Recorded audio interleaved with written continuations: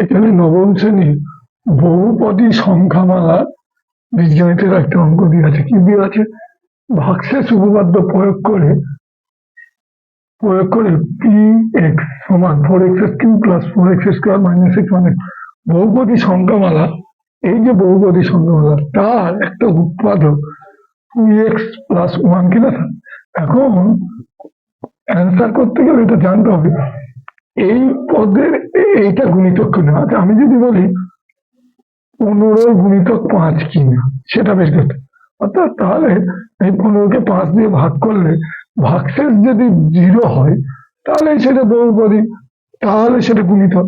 তাহলে এখানে এই বহুপদী সংখ্যামালার এটা গুণিতক ছিল, তাহলে এখান থেকে কি দিয়ে ভাগ করছি আমি? 2x+1। তাহলে এখানে 2x+1 সমান 0, তাহলে 2x সমান -1, তাহলে x সমান -1।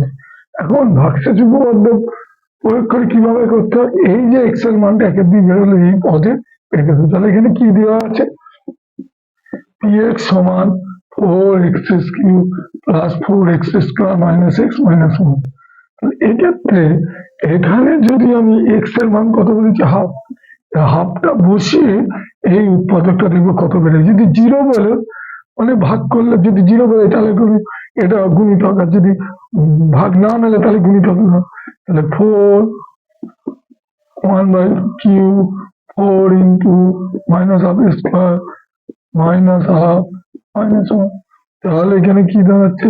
4, এটা 2 এর কি, এটা তো মাইনাস 1 8 প্লাস 4 গুণ এটা 1 এর 2 মানে মাইনাস 1 এর 2 মানে দুটো 4 বেরিয়ে যাবে। এখানে মাইনাস মাইনাস প্লাস 1 এর 2 মাইনাস 1। তাহলে কাটি, 4 2 8, তাহলে এখানে মাইনাস 1 এর 2, 4 4 কেটে গেল, এখানে 1, এখানে 1, এখানে যদি আমরা বিয়োগ করি এখানে হাফ, এখানে -1, তাহলে -1 প্লাস 1 কেটে গেল, প্লাস 1 এর 2 মাইনাস 1 এর 2 0।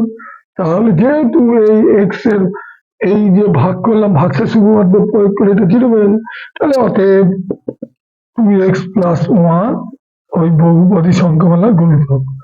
বহুপদী সংখ্যামালার গুণিতক। কিন্তু যদি এটা 0 না বেরোতো তাহলে এটা গুণিতক হতো না।